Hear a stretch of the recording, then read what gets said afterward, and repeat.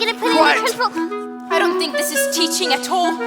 I think this is just cruelty. Oh, that is because you, Miss Honey, are pathetic. You are a weakling. You are, in fact, a sniveling little newt. You. What? Me? No, Cockroach, no, I didn't! You did this! You vile, repulsive, no, malice! Leave him alone, you big fat bully!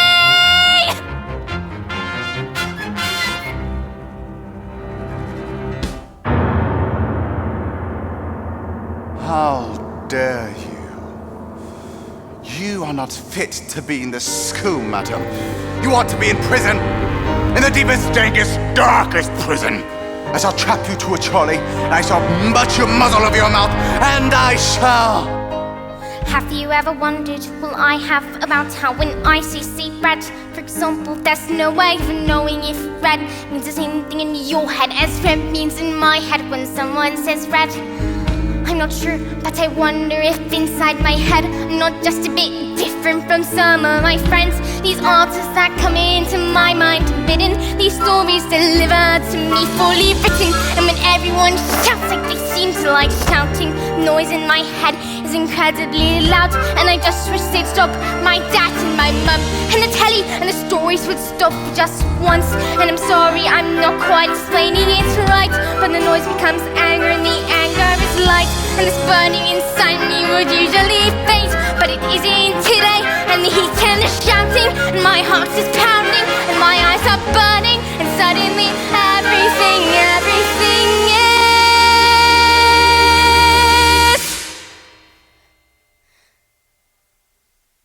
quiet.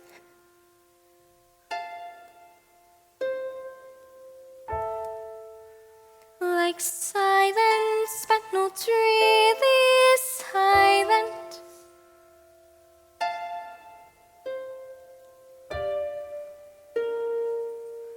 Just that still sort of quiet, like the sound of a page being turned in a book, or a pause in a walk in the woods. And though the people around me, their mouths are still moving, the words they are forming cannot reach me anymore.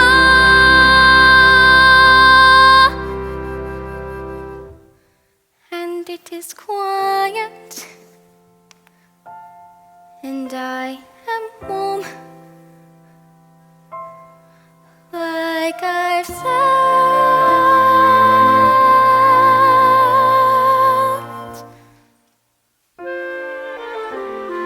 into the eye of the storm.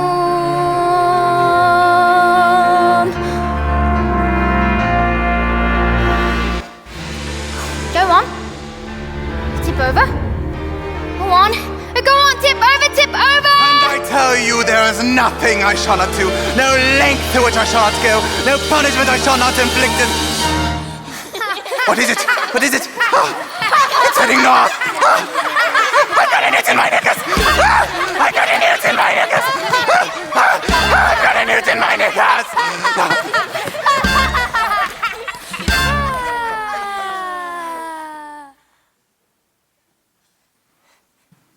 That was interesting.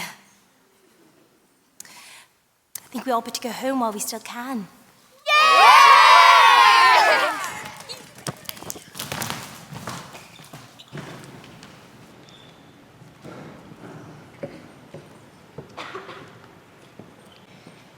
Matilda.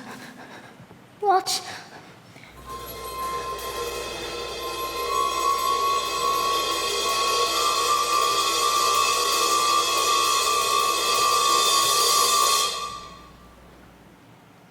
I moved it with my eyes. Am I strange? How would you fancy a nice cup of tea? What do you think it is? This thing with my eyes? I can't pretend that I know, Matilda, but I don't think we should be frightened of it. I think it has something to do with that incredible mind of yours. You mean there's no room in my head for all my brains, so they have to squish out through my eyes? Well, not exactly, but... yes, something like that. You certainly are a very special girl, Matilda. I met your mother. She's unusual. What about your father? Is he proud to have a daughter as clever as you? Oh yeah, he's always saying, Matilda, I'm very proud to have a daughter as a... That's not true, Miss Honey. He's not proud at all. He calls me a liar, a cheat, and a nasty little creep. I see. Well, here we are. Home sweet home. Are you poor? Well, yes. Yes, I am. Very. But don't they pay teachers very much? No, they don't, actually. But I'm even poorer than most because of other reasons. You see, I used to live with...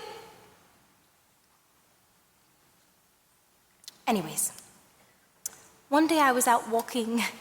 I came across this old shed. I fell completely in love with it. I ran to the farmer and begged him to let me move in.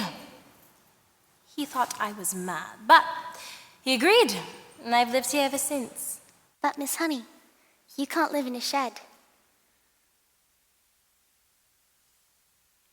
I'm not strong like you, Matilda. My father died when I was young. Magnus was his name. He was very kind. But when he was gone, someone else became my legal guardian. They were mean and cruel like you can hardly imagine. And when I got my job as a teacher, they presented me with a bill for looking after me all those years. They made me sign a contract to pay them back every last penny. They even produced a document saying that my father had given them his entire house. But did he really do that? Just give them his house? I find it hard to believe. Just like I cannot believe that he would have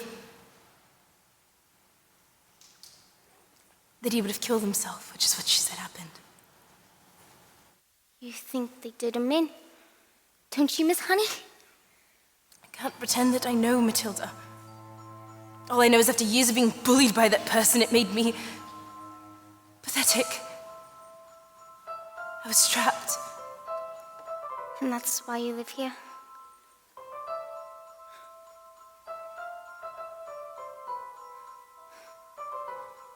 Miss Honey, was your mother an acrobat? Well, yes, she was. But how did you... My father was an apologist. Matilda, how did you know that? So, they were your parents. What? Who? I don't understand. In my story. What story? Story. I've been telling a story, and I thought I was making it up. But it's real. It's your life. I've seen your life. You've seen my life? They did him in. Let's go to the police. No, we can't, Matilda. We have no evidence. But you could just tell them. Tell them they did it. No, it'd be my word against theirs. No one would believe that they were capable of murder. But why? They were cruel to you. They beat you. They shouted at you. They locked you up in tiny cupboards and threw you in the cellars. Stop, Matilda. Please stop. But Miss Honey, what about Magnus? Who did it?